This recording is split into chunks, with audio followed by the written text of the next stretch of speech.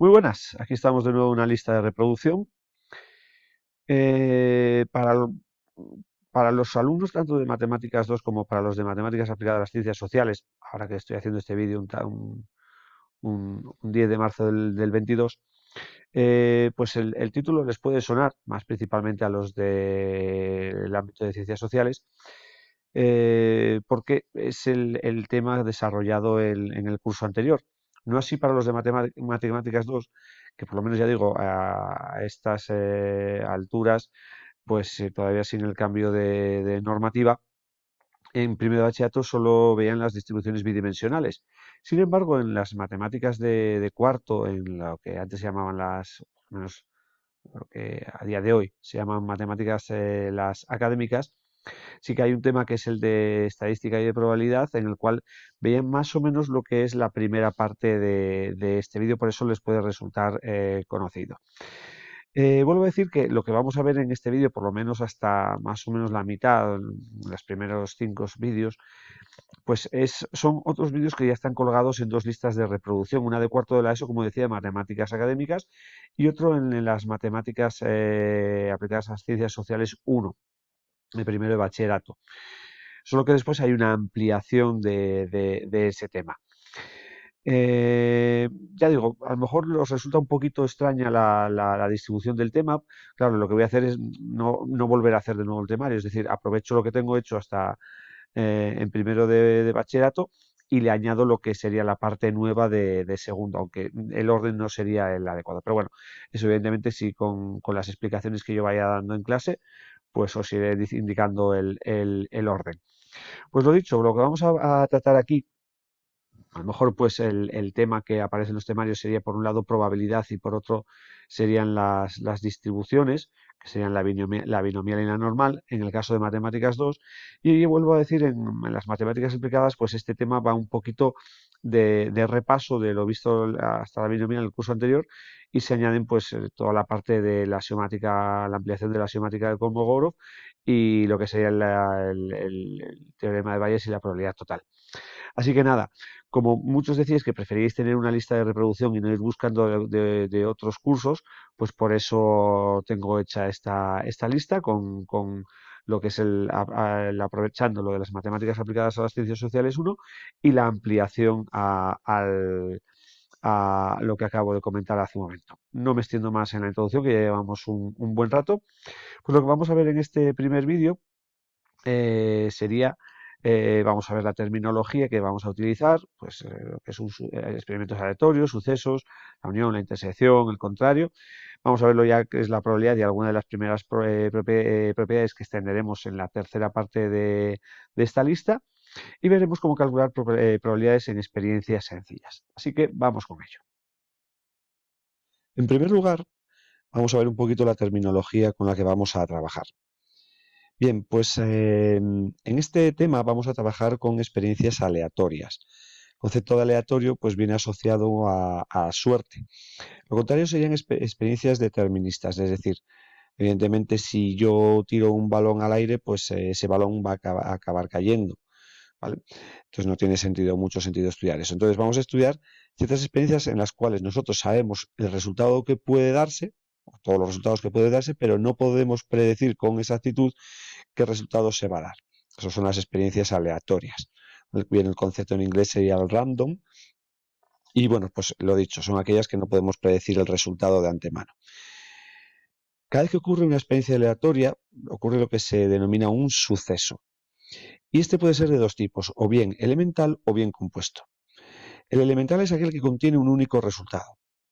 Y al conjunto de todos los sucesos elementales, lo que vamos a llamar espacio muestral, que vamos a denotar por la letra E mayúscula. En el caso contrario, en el cual el suceso pues, contenga varios sucesos elementales, se dirá que es compuesto. Por ejemplo, vamos a considerar un dado, de los de normales de jugar al parchís a la oca, con 6 caras numeradas del 1 al 6. Los sucesos elementales, pues ¿cuáles serían? Pues que salga 1, o 2, o 3, o 4, o 5, o 6. El espacio muestral, pues serían todos ellos, del 1 al 6. Y, por ejemplo, vamos a describir el suceso salir impar. Si es elemental o compuesto, nos dice. Pues fijaros, es un suceso compuesto, ¿por qué? Porque que salga un número impar está formado por los sucesos elementales 1, 3 y 5. A continuación, antes de ir ya con el concepto de probabilidad, vamos a ver operaciones que se pueden realizar con los sucesos. En primer lugar, vemos la unión de dos sucesos, que se denota de esta manera, y es el suceso formado por todos los elementos de A y los de B. Dicho de otra manera, el suceso unión ocurre cuando lo hacen A o B o ambos. ¿Vale? Un suceso puede pertenecer solo a A, solo a B o a los dos a la vez. La intersección de dos sucesos, que se denota con este símbolo, es el suceso formado por los elementos que están simultáneamente en A y en B. ¿Vale? Ocurre cuando lo hacen a la vez A y B. Dos sucesos A y B se dice que son incompatibles cuando no tienen ningún suceso elemental en común. Dicho de otra manera, cuando la intersección es el conjunto vacío, el que no tiene ningún elemento. Por lo tanto, es imposible que ocurran simultáneamente. ¿A qué vamos a llamar el suceso contrario de un suceso S? Lo vamos a denotar de esta manera, se puede denotar así, S', o también vais a ver cuando pongamos posiblemente los apuntes en segundo de bachillerato y ampliemos toda esta parte de probabilidad, también se puede poner una rayita encima. O da igual una cosa que otra. Pues entonces, el suceso contrario es aquel que contiene los sucesos elementales del espacio muestral que no forman parte de ese. Por lo tanto, siempre o ocurre un suceso o ocurre su contrario. Nunca pueden ocurrir simultáneamente. De hecho, de otra manera, son incompatibles. La intersección es el conjunto vacío y por otro lado la unión da lugar al espacio muestral. Vamos a ver varios ejemplos. De nuevo volvemos al de tirar un dado normal y consideramos los siguientes sucesos. A, que salga menor o igual que 4, por lo tanto estaría formado por los sucesos elementales 1, 2, 3 y 4. B, que salga un número par, que estaría formado por los números 2, 4 y 6. Y C, que salga 6, ¿vale? Que este sería elemental. ¿Qué sería la unión de A y de B? Pues son los elementos que están en A, en B o en ambos. Pues estaríamos el 1, 2, 3, 4 y aparte tendríamos el 6, que estaría aquí. La intersección de A y de B serían los sucesos elementales que están en ambos, que serían el 2 y el 4. El contrario de A, pues sería que salieran más de 4, es decir, 5 y 6. Y, por ejemplo, la intersección de A y de C, pues como no tienen ningún elemento en común, sería el vacío, serían incompatibles. Para acabar este primer ejemplo, la unión de B y de C, pues B está formado por 2, 4, 6 y C por 6 nada más, entonces la unión sería B. Y en cambio la intersección son los elementos, los sucesos que están en ambos a la vez, sería solamente el 6, es decir, sería C. ¿Vale? Esto cuando veáis, ya digo, más propiedades en el futuro, pues eso, pues veremos que si un suceso está contenido en otro, es decir, todos sus sucesos elementales están dentro de otro, como ocurre aquí ahora con C, la intersección es el pequeño este y la unión sería el otro suceso, en este caso el B. Consideramos ahora el experimento aleatorio en el cual lanzamos dos monedas y anotamos sus resultados. Vamos a denotar por C que salga cara y por más que salga cruz. También en algunos sitios veréis que ponen el signo de multiplicar. Vamos a describir el espacio muestral. Bueno, pues vamos a utilizar una técnica de recuento, podríamos decir, en el cual vamos a enumerar todos los elementos, todos los sucesos del espacio muestral con una técnica que es la del diagrama en arma. En la primera tirada, ¿qué puede ocurrir? Que salga cara o cruz. Y en la segunda tirada, para cada una de ellas, también puede ocurrir que salga cara o cruz. Entonces partimos de cada una de las raíces y nos vamos moviendo, ¿vale? Hasta llegar al final, las distintas ramas. Entonces tendríamos cara cara, cara cruz, cruz cara y cruz cruz. Aquí tendríais los 4 sucesos elementales que forman parte del espacio muestral. En el siguiente apartado nos manda indicar los sucesos A, la primera vez salió cara, y su contrario. Pues que la primera vez salga cara, pues estaríamos en el caso cara cara, cara cruz. Y el contrario, pues sería que la primera no salga cara, es decir, que salga cruz, con lo cual sería cruz cara, cruz, cruz. Veréis que en los ejercicios que os voy a ir mandando de deberes, pues vamos a hacer esto, pero con 3 monedas. Entonces, lo único que tenéis que hacer es aquí a los resultados, a los posibles resultados al lanzar la segunda moneda, hacéis lo mismo que hemos hecho aquí. Añadís dos ramas más, cara cruz en cada uno de ellos, y vais a tener 8 posibles resultados. Eso ya os lo dejo para que lo practiquéis. Vamos a ver ahora el concepto fundamental de este tema, que es el de probabilidad. Bueno, pues la probabilidad de un suceso, lo que vamos a indicar con este concepto, vamos a medir en cierta manera la ocurrencia de dicho suceso. Esa ocurrencia, esa posibilidad, la vamos a medir con un número que va a estar comprendido entre 0 y 1, puede valer 0 o puede valer 1. El caso 0 sería que fuera el suceso, sería un suceso que no puede ocurrir. Y la probabilidad 1 quiere decir que es la probabilidad del suceso seguro. Cuanto más próximo esté a 0, pues menos probable será la ocurrencia de dicho suceso. Bien, a continuación os muestro 4 propiedades que son las que vamos a necesitar en este curso. Vuelvo a decir, en segundo de bachillerato vamos a ver alguna propiedad más que forman parte de lo que se conoce como la axiomática de Kolmogorov. Aquí vaya, digo, vamos a ver unas 4 propiedades y allí veremos alguna más necesaria para la resolución de otro tipo de problemas que no vamos a tratar en este tema. La primera propiedad en sí son 3. Viene a decirnos que la probabilidad del suceso seguro evidentemente es 1, que la probabilidad del suceso imposible o el conjunto vacío es 0 y siempre la probabilidad de un suceso va a ser un número comprendido entre 0 y 1, pudiendo tomar ambos valores. Siempre se cumple que si nosotros consideramos el espacio muestral, la suma de las probabilidades de cada uno de los sucesos elementales va a ser 1. Sería esto que tenemos aquí. La probabilidad de un suceso va a ser la suma de las probabilidades de los sucesos elementales que lo forman. Hace un poquito trabalenguas. ¿Vale? Entonces la probabilidad de S, si está formado por estos K sucesos elementales, será igual a la suma de la probabilidad de cada uno de ellos. Y para finalizar, tenemos una cuarta propiedad en la cual nos dice que si tenemos dos sucesos contrarios, si tenemos un suceso y su contrario, las probabilidades de ambos van a sumar 1, porque en los sucesos elementales se van a repartir entre ellos.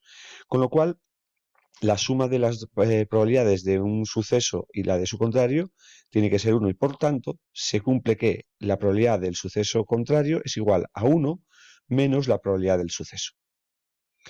Ya veréis cuándo aplicar esta propiedad, que aparece un tipo de ejercicios, me adelanto sobre todo, que es calcular la probabilidad de que ocurra alguna, ¿vale? Siempre eso pues veremos que se va a utilizar esta propiedad. Pero bueno, lo dejo dicho, ya cuando veamos un ejemplo en concreto, pues os lo remarcaré. Como ejemplo, volvemos a considerar el lanzamiento de un dado con 6 caras. Aquí tenemos el espacio muestral, vamos a considerar los sucesos salir impar, es decir, 1, 3, 5, y su contrario, que es salir par, 2, 4, 6. ¿Qué puede ocurrir al lanzar un dado? Pues vais a ir viendo, vamos a ir describiendo distintas situaciones.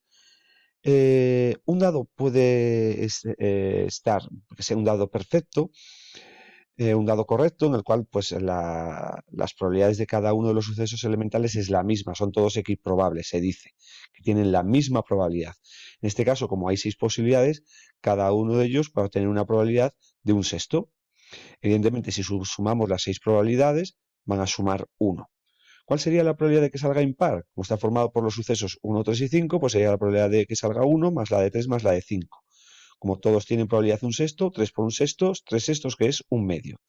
Y evidentemente la probabilidad de su contrario, que salga par, es 1 menos la probabilidad de que salga impar, 1 menos un medio, también un medio. ¿Pero qué puede ocurrir? Que el dado esté defectuoso, que esté cargado, que esté deforme.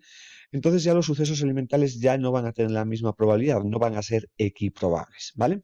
Bueno, pues voy a considerar un ejemplo en particular. Por ejemplo, que la probabilidad de que salga 1 es de 0,2, de que salga 2, 0,1 y así sucesivamente. Aquí tenéis estas 6 probabilidades que si las sumamos, evidentemente tienen que dar 1. ¿Cuál sería ahora la probabilidad de que salga un número impar? Pues sería la probabilidad de 1 más de 3 de 5, que sería 0,2 más 0,15 más 0,2. Si lo sumáis, eso daría 0,55. Con lo cual, la probabilidad de que salga par sería 1 menos esta probabilidad, con lo cual va a ser 1 menos 0,55, 0,45. También podríais calcular la probabilidad de que salga par sumando la de 2, la de 4 y la de 6, que si lo hacéis da este valor. Para finalizar este primer vídeo, vamos a ver cómo se calculan probabilidades en experiencias sencillas. ¿Recordáis? Experiencias sencillas son aquellas que están formadas por un único suceso elemental. Bueno, pues vamos a distinguir dos casos. Uno que no lo vamos a trabajar mucho y el caso 2 que tenéis aquí, que es el que va a ser el de referencia. Si las experiencias fueran irregulares, ¿qué consiste esto de irregular? Pues por ejemplo, que lo he dicho antes, que el dado esté cargado, el extraer una bola de una o de una bolsa en la cual no se conoce la composición, el tirar una chincheta, que sabéis que no tiene la misma probabilidad de que caiga sobre la punta o sobre la parte más redondeada. Bueno, pues ¿cómo vamos a asignar probabilidades en experimentos irregulares como los descritos? Bueno, pues lo que se hace es repetir la experiencia un montón de veces y asignar a cada suceso la frecuencia relativa que tiene asociada. Si recordáis, la frecuencia relativa, cuando lo vimos en el repaso de estadística unidimensional, era el número de veces que ocurre un suceso entre el número de observaciones realizadas, entre el total de observaciones. Entonces, aproximaremos la probabilidad a este valor. Cuantas más veces se realice el experimento, dicha probabilidad será más cercana al valor real. Pero ya digo, esto no vamos a hacer mucho porque no voy a ponerme a que tenéis una chincheta 100 veces o 200 o 300 o un dado cargado. La mayoría casi todas, las experiencias van a ser regulares, es decir, son aquellas en las que podemos suponer que todos los sucesos elementales van a tener la misma probabilidad, van a ser equiprobables.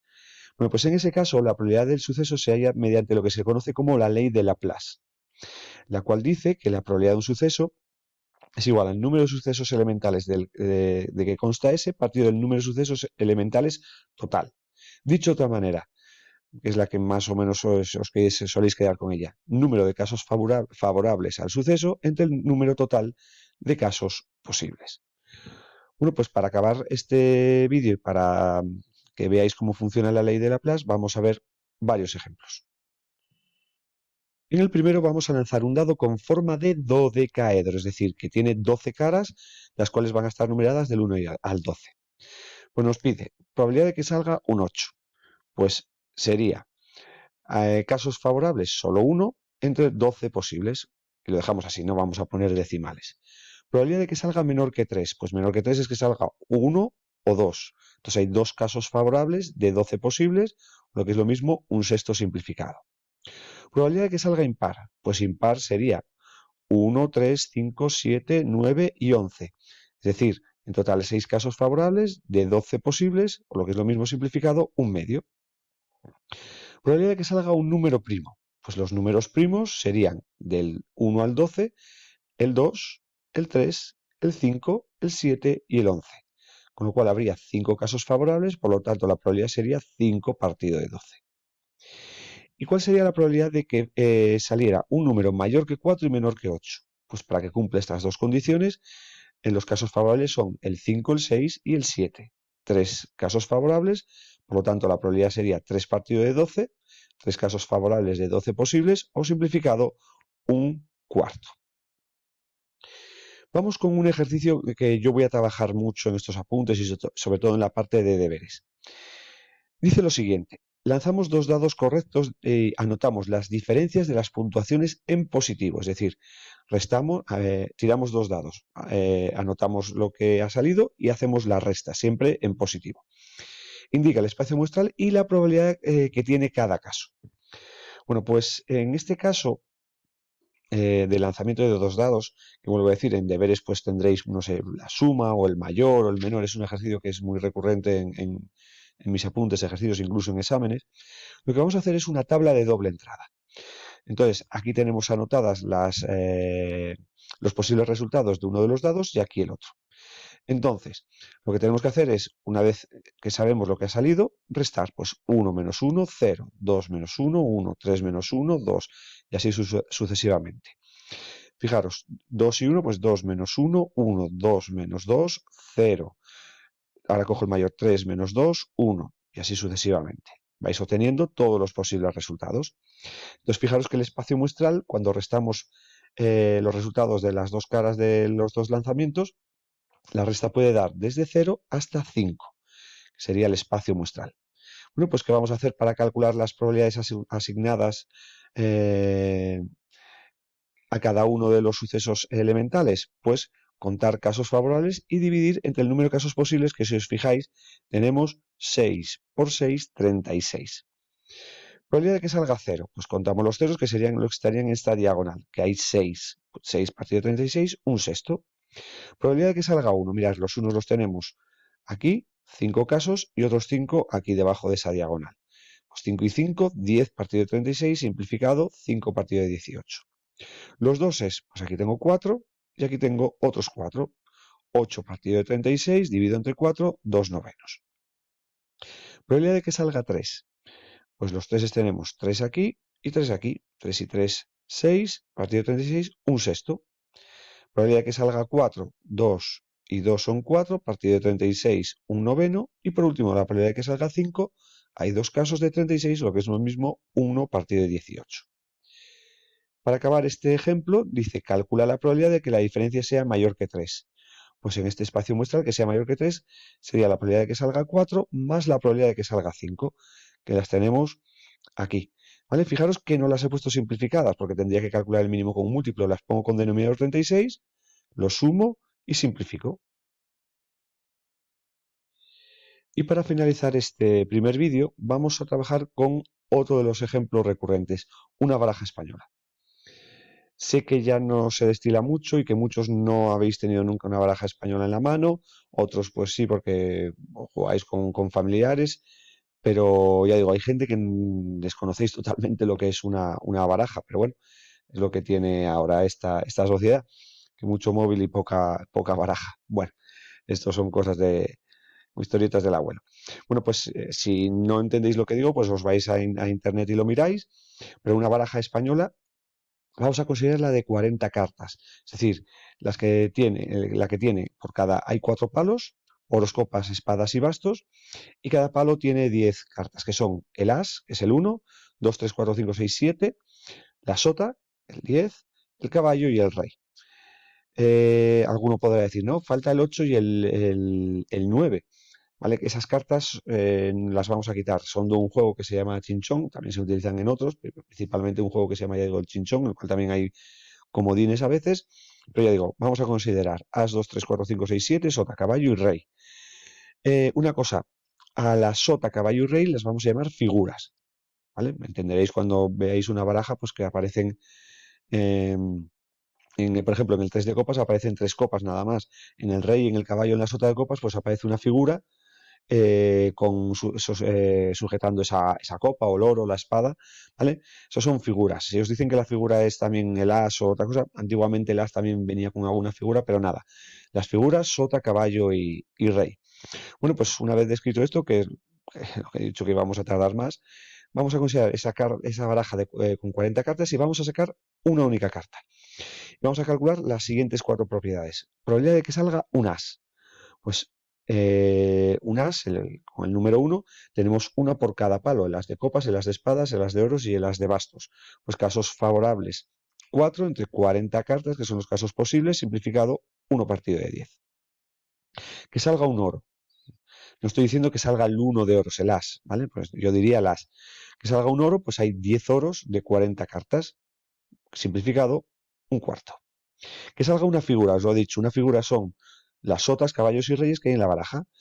Con lo cual, por cada palo, ¿vale? Hay 3 figuras. Como hay 4 palos, pues 4 por 3, 12 casos favorables entre 40 posibles. Simplificado dividiendo entre 4, 3 décimos. Y por último, la probabilidad de que no salga una figura. Fijaros, pues hemos calculado en el apartado anterior la probabilidad de que salga una figura. Pues la probabilidad de que no salga es 1 menos la probabilidad de que salga una figura, que sería 1 menos 12 partido de 40 o menos 3 décimos, 7 décimos. O bien, casos favorables 28 de 40 casos, que simplificado daría este valor. Bien, pues con esto acabamos la introducción a este tema. Y ya digo, cualquier cosa, pues nada, es un tema también muy sencillito. Ahora ya en los siguientes vamos a ir complicando un poquito más el cálculo de probabilidades, pero veréis que no tiene nada. Cualquier duda ya sabéis, muchas gracias por vuestra atención y nos vemos en los siguientes vídeos.